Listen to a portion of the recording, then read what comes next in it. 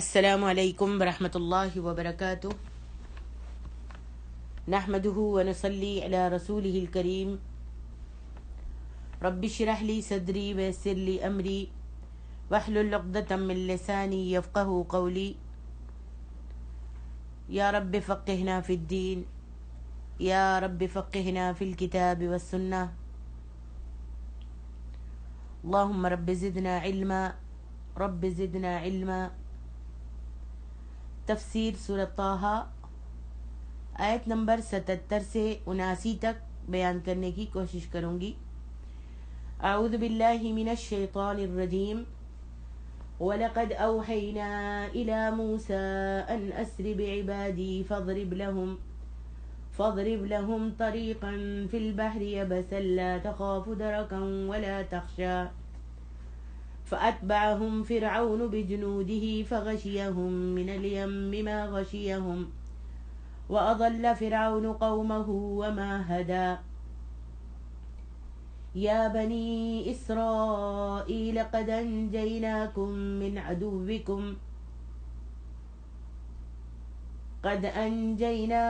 من عدوكم وواعدناكم جانب الطور الأيمن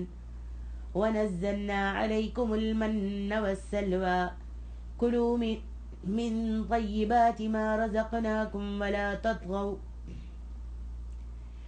تطغوا فيه فيحل عليكم غضبي ومن يحلل عليه غضبي فقد هوى وإني لغفار لمن تاب وآمن وعمل صالحا ثم اهتدى۔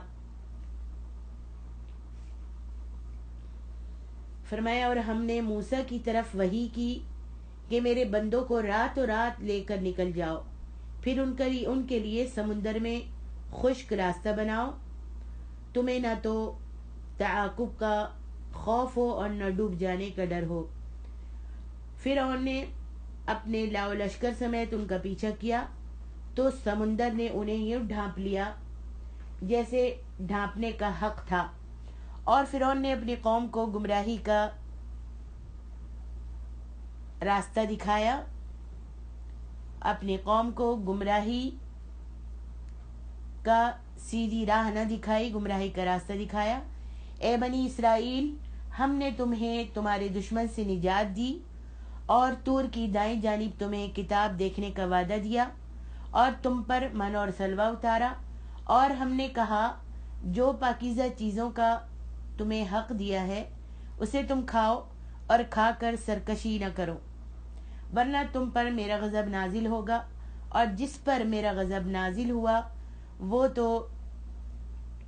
گر کر ہی رہے گا۔ اور جو شخص توبہ کر لے، ایمان لے آئے، اچھے عمل کرے اور راہ راست پر چلنے لگے تو اس سے میں یقیناً بہت ہی زیادہ درگزر کرنے والا ہوں۔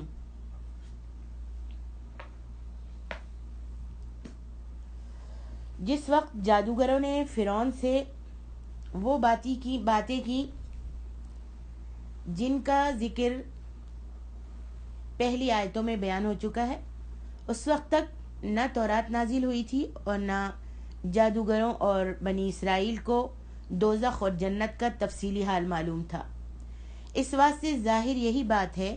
کہ جادوگروں کے کلام کے بعد یہاں سے اللہ تعالیٰ کا کلام شروع ہوا۔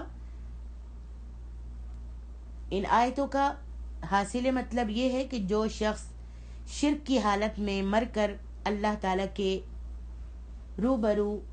اللہ کے پاس حاضر ہوگا وہ ہمیشہ اسی حالت سے دوزخ میں رہے گا، اسی حالت میں دوزخ میں رہے گا کہ نہ تو اس سے عذاب میں کمی کی جائے گی اور نہ اس عذاب کی سختی سے اس کی موت اس کو آ سکے گی، اور نہ ہی وہ زندگی سے اس کو کچھ فائدہ ہی پہنچے گا۔ جو شخص ایماندار نیک عمل لے کر اللہ تعالیٰ کے روبرو اللہ کے پاس حاضر ہوگا وہ آخرت میں بہت بڑا مرتبہ پائے گا اور ہمیشہ ہمیشہ جنت میں رہے گا، کیونکہ شرک سے بچنے والوں کا اللہ تعالیٰ نے یہی بدلہ مقرر کیا ہے۔ جب فرعون بنی اسرائیل کو موسیٰ علیہ السلام کے ساتھ نہ بھیجنے پر کسی طرح راضی نہیں ہوا، भेजने पर किसी तरह राज़ी नहीं हुआ तो अल्लाह ताला ने मूसा अलैहिस्सलाम को हुक्म दिया कि वो बनी इसराइल को साथ लेकर एक रात मसर शहर से बाहर चले जाएं और कलज़म दरिया पर पहुंचकर दरिया के पानी में अपने हाथ की लकड़ी को मारें। अल्लाह के हुक्म से दरिया में अल्लाह ताला सूखा रास्ता बना देगा और बग़ैर किसी खौफ के कि फ़िरौन हम पर हमला करेगा या दरिया में कोई तुग़यानी आ जाएगी, लहरें उठ जाएंगी, बल्कि ये सारे डर अपने दिल से निकाल कर ए मूसा तुम और बनी इसराइल दरिया में इस सूखे रास्ते से दरिया पार कर जाओगे। फ़िरौन अपने लश्कर को साथ लेकर तुम्हारा पीछा तो करेगा, अपने लश्कर के साथ दरिया में उतरेगा, लेकिन हम उसको डुबोकर हलाक कर देंगे, क्योंकि फ़िरौन ने अपनी कौम को बुरे रास्ते पर लगाया था और कौम ने उसका कहना माना था, इसलिए उन सब की अल्लाह ताला फरमाता है यही सज़ा है जो उन्होंने नाफरमानी कर कर अल्लाह ताला की सज़ा को भुगता। फ़िरौन और उसके लश्कर के डूबकर हलाक होने का किस्सा सूरत अल-अराफ में भी गुजर चुका है। आगे फ़िरौन की हलाकत के बाद तौरात के नाजिल होने के और मनो सलवा के उतारने के एहसानात अल्लाह ताला याद दिलाकर बनी इसराइल को इरशाद फरमा रहे हैं कि ए बनी इसराइल अल्लाह की दी हुई नेमतों को खाओ, कुलू मिन तय्यिबाति मा रज़क़नाकुम, अल्लाह की दी हुई नेमतों को खाओ और इन नेमतों की नाशुक्री मत करो, वरना वला तत्गौ फीह, सरकशी मत करना, नाशुक्री मत करना, वरना अल्लाह के गज़ब में गिरफ्तार हो जाओगे। और ये खूब याद रखो कि जो शख्स अल्लाह के गुस्से का, अल्लाह के गज़ब में गिरफ्तार हो जाता है, उसके लिए दुनिया और आखिरत दोनों जगह में ख़राबी होती है। आखिरी आयत में कुरैश को शिर्क से बाज रखने की अल्लाह ताला ने रग़बत दिलाई है और फरमाया जो शख्स भी शिर्क से तौबा कर ले, अल्लाह की वहदानियत और अल्लाह के रसूल की सदाकत को मानता है और फिर उस पर साबित कदम रहता है, उस पर कायम रहता है, तो अल्लाह ताला उसके पिछले सारे गुनाहों को माफ़ कर देते हैं। सही मुस्लिम के हवाले से अमरू बिन अल-आस की हदीस है कि जो शख्स शिर्क से तौबा कर ले, अल्लाह ताला उसके पिछले सब गुनाहों की बुनियाद उखेड़ देता है। यह हदीस आखिरी आयत की गोया तफसीर है। तौरात के नाजिल होने और मन और सलवा उतरने का किस्सा आप पढ़ चुकी हैं। सूरत अल-बकरा में भी अल्लाह ताला ने इसका किस्सा बयान फरमाया है और सूरत अल-अराफ में भी, और इस सूरत तहा की तफसीर में भी आप बराबर ये किस्सा सुन रही हैं, पढ़ रही हैं। आगे अल्लाह तबारक व तआला इरशाद फरमाते हैं वमा अअजलक अन कौमिक या मूसा क़ाल हुम उलाई अला असरी वअजिल्तु इलैका रब्बी लितरदा। और ए मूसा, कौन सी चीज़ तुम्हें अपनी कौम से पहले यहाँ ले आई? मूसा अलैहिस्सलाम ने अर्ज़ किया वो लोग भी मेरे पीछे आ ही रहे हैं और मैंने आपके हुजूर आने में इसलिए जल्दी की ताकि आप मुझसे खुश हो जाएं। अल्लाह अकबर। मदियन से मसर वापस आते वक्त जो हज़रत मूसा अलैहिस्सलाम से अल्लाह ताला ने बातें की, उस वक्त इसराइल का कोई शख्स हज़रत मूसा के साथ नहीं था। बनी इसराइल का कोई भी शख्स हज़रत मूसा के साथ नहीं था। इस वास्ते उसकी तस्दीक के लिए हज़रत मूसा अलैहिस्सलाम सच्चे नबी हैं। ये तस्दीक नहीं हो सकती थी कि मूसा अलैहिस्सलाम सच्चे नबी हैं, सच्चे नबी हैं और अल्लाह ताला से और उनसे बातें होती हैं। जिस वक्त हज़रत मूसा तौरात लेने कोहे तूर पर गए तो बनी इसराइल में से चंद शख्सों को मुंतखब करके अपने साथ ले गए थे, और जब कोहे तूर करीब आ गया तो हज़रत मूसा अलैहिस्सलाम कौम के लोगों से जल्दी जल्दी आगे बढ़कर पहाड़ पर पहुंच गए और उनके साथ जो लोग थे वो पीछे रह गए। उस पर अल्लाह ताला ने हज़रत मूसा से पूछा کہ قوم کے لوگوں کو چھوڑ کر جلدی کر کے کیوں آئے ہو، جلدی جلدی آگے کیوں بڑھے ہو؟ حضرت موسیٰ نے جواب دیا کہ وہ لوگ بھی پیچھے آ رہے ہیں، یا اللہ میں جلدی جلدی اس لیے آگے آیا ہوں کہ کوہ طور پر حاضر ہونے کا جو تو نے حکم دیا ہے اس حکم میں جلدی کروں، اس حکم کی تعمیل کے لیے میں جلدی کروں، اور میری یہ بھی نیت ہے کہ تو مجھ سے خوش ہو جائے۔ صحیح مسلم کے حوالے سے ابو ہریرہ کی روایت ہے جس میں اللہ کے رسول صلی اللہ علیہ وآلہ وسلم نے فرمایا، اللہ کی نظر ہمیشہ انسان کے دل پر رہتی ہے کہ انسان ہر ایک کام کس نیت سے کر رہا ہے۔ اس حدیث سے یہ مطلب اچھی طرح سمجھ میں آ سکتا ہے کہ موسیٰ علیہ السلام کا بنی اسرائیل کو پیچھے چھوڑ کر جلدی جلدی آگے بڑھنا اور اللہ کے ساتھ جا کر کلام کرنا، جس نیت سے موسیٰ علیہ السلام جلدی کر کے پہاڑ پر آ گئے، اس کا حال اللہ تعالیٰ کو تو پہلے سے ہی معلوم تھا، لیکن پھر بھی اللہ تبارک و تعالیٰ اپنے موسیٰ سے کس واسطے اس بات کو پوچھا؟ اللہ کو تو معلوم تھا۔ تو اللہ تعالیٰ نے موسیٰ علیہ السلام سے یہ بات اس لیے پوچھی کہ اللہ تعالیٰ کا بندوں کی ہر ایک حالت سے واقف ہونے کا حال لوگوں کو معلوم ہو جائے۔ آگے اللہ تعالیٰ ارشاد فرماتے ہیں، قال فإنا قد فتنا قومك من بعدك وأضلهم السامري فرجع موسى إلى قومه غضبان أسفا قال يا قوم ألم يعدكم ربكم وعدا حسنا أفطال عليكم العهد أم أردتم أن يحل عليكم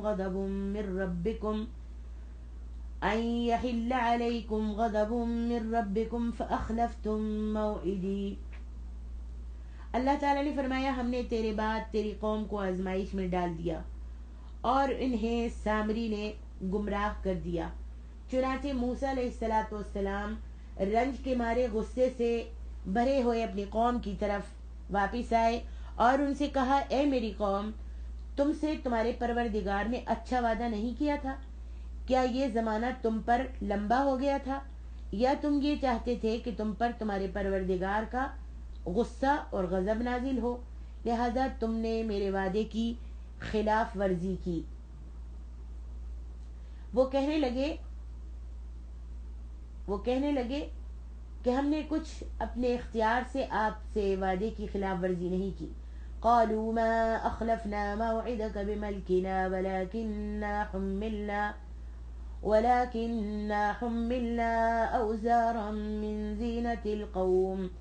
فقذفناها فكذلك القى السامري۔ وہ کہنے لگے، ہم نے کچھ اپنے اختیار سے آپ سے وعدے کی خلاف ورزی نہیں کی، بلکہ قبطی قوم کے زیورات ہم پر لاد دیے گئے تھے جنہیں ہم نے آگ میں ڈال دیا، پھر اسی طرح سامری نے بھی زیور آگ میں رکھ دیا۔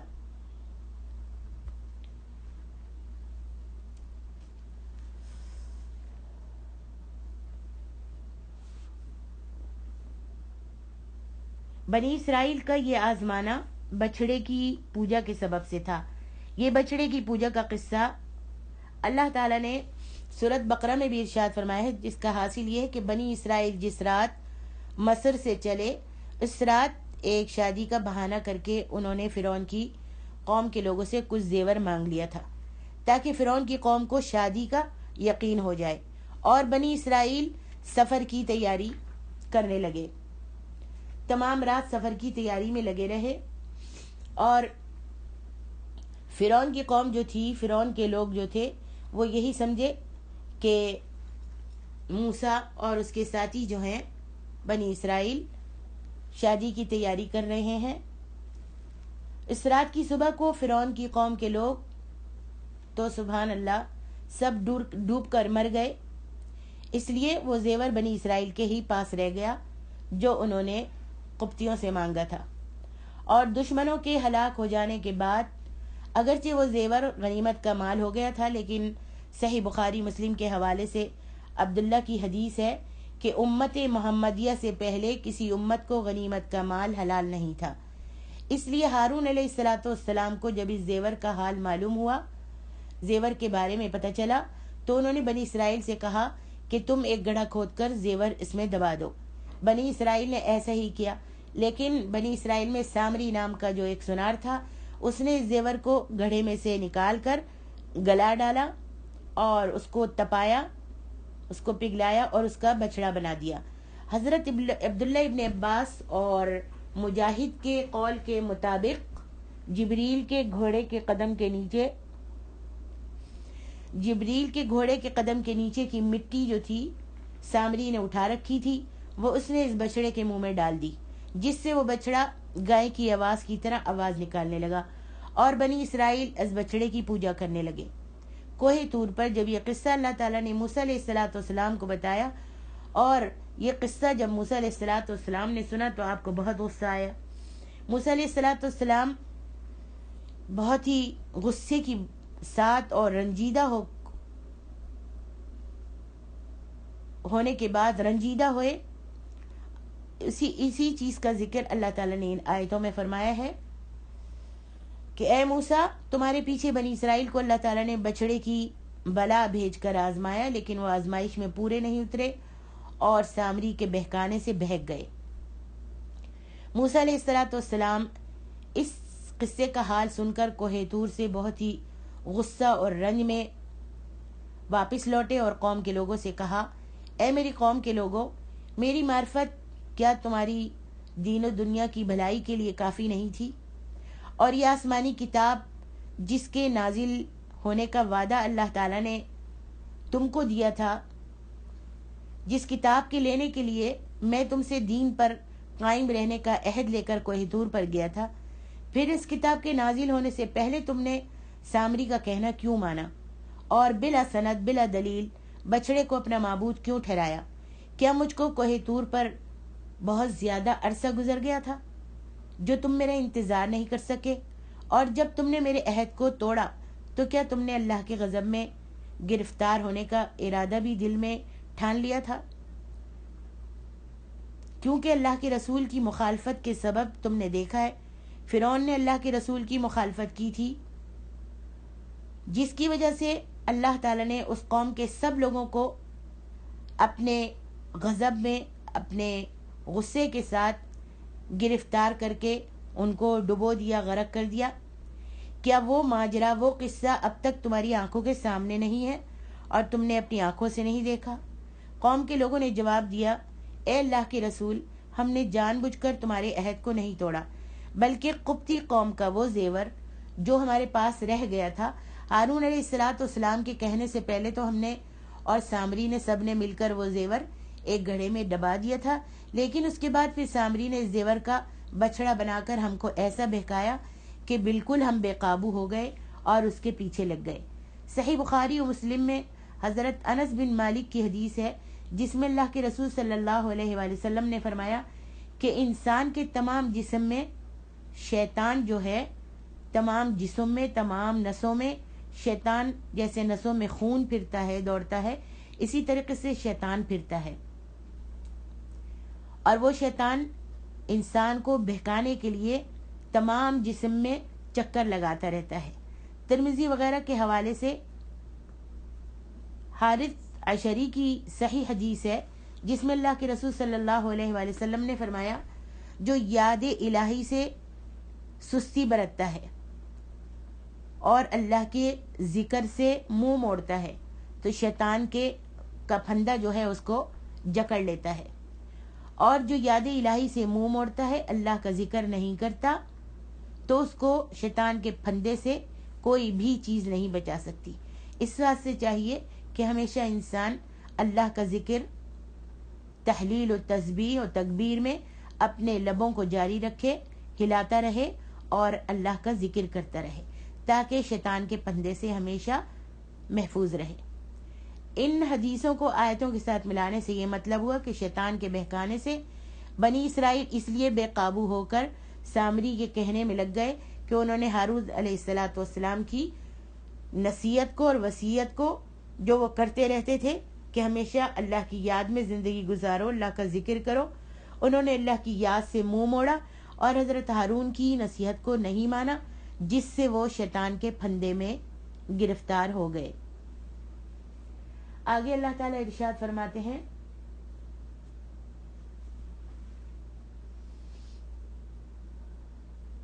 فأخرج لهم عجلا جسدا له خوار فقالوا هذا إلهكم وإله موسى فنسي أفلا يرون ألا يرجع إليهم قولا ولا يملك لهم ضرا ولا نفعا۔ پھر وہ اس ڈھلے ہوئے سونے سے ایک بچڑے کا جسم بنا لائے جس سے بیل کی سی آواز نکلتی تھی۔ وہ لوگ کہنے لگے تمہارا اور موسیٰ کا الہ تو یہی ہے۔ موسیٰ تو بھول گیا جو طور پر چلا گیا، کیا وہ یہ نہیں دیکھتے کہ نہ تو وہ اس کی بات کا جواب دیتا ہے اور نہ ہی وہ ان کے نفع اور نقصان کا کچھ اختیار رکھتا ہے۔ اگرچہ اور مفسروں کا قول، دوسرے مفسروں کا اور کافی مفسروں کا قول ہے کہ اس گائے کے بچے کا گوشت پوست سب کچھ بن گیا تھا اور وہ چلتا پھرتا تھا، لیکن امام المفسرین حضرت عبداللہ بن عباس قسم کھا کر فرمایا کرتے تھے کہ وہ گائے کے بچے کی صورت کا محض ایک پتلا تھا، ہوا کے بھرنے سے اس میں سے ایک آواز نکلتی تھی اور کچھ بھی نہیں تھا۔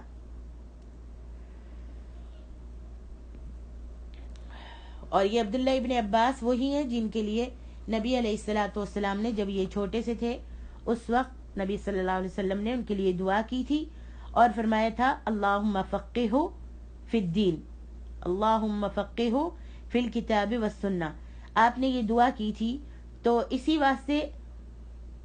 تفسیر قرآن میں حضرت عبداللہ ابن عباس کا قول زیادہ اعتماد کے قابل ہے،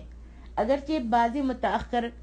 مفسر بعضی جگہ حضرت عبداللہ ابن عباس کا قول لینے میں یہ عذر کیا کرتے ہیں کہ شاید یہ روایت حضرت عبداللہ ابن عباس نے اہل کتاب سے لی ہو، لیکن صحیح بخاری میں خود عبداللہ ابن عباس سے روایت ہے۔ اس سے معلوم ہوتا ہے کہ حضرت عبداللہ ابن عباس کو اہل کتاب کی روایت کے لینے سے ایسی نفرت تھی کہ وہ اور لوگوں کو بھی اہل کتاب سے روایت لینے کے لیے منع کیا کرتے تھے۔ بنی اسرائیل نے یہ جو کہا تھا کہ سامری نے زیور کا بچڑا بنا کر ہم کو ایسا بہکایا کہ بالکل بے قابو کر دیا، ان آیتوں میں اسی کا ذکر ہے اور حاصل مطلب ان آیتوں کا وہی ہے جو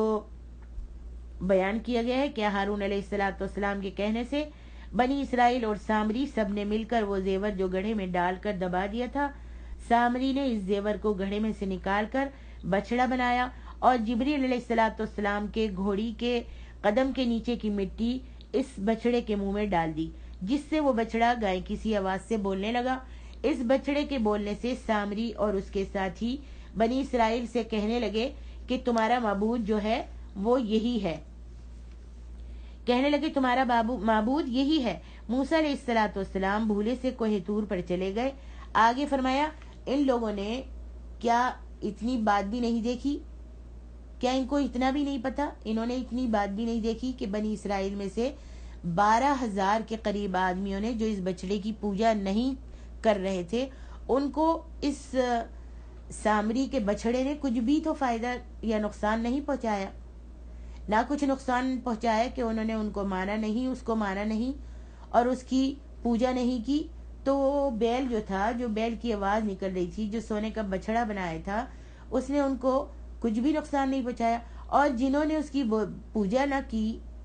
پوجا کی اور جو اس کی پوجا کر رہے تھے وہ بھی اس سے کوئی بھی کسی بھی طرح کا مقصد نہ سن سکے اور نہ ہی ان کو فائدہ اور